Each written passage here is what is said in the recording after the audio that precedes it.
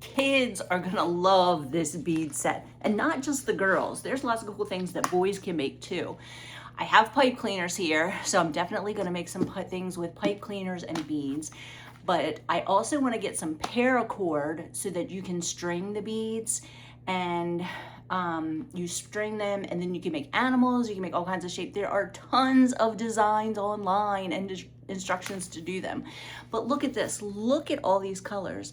There are some that are opaque, there are some that are clear. Look at this, there's 4 shades of purple. Let's turn it this way. We have reds and blues and greens, so many great colors. Look at all those pinks. But this is a huge set, and this is heavy. This is really heavy. So this would be great for a birthday party. This would keep the kids busy for a long time. I have also seen really cool sun catchers that you can make by melting these in either silicone molds or in metal.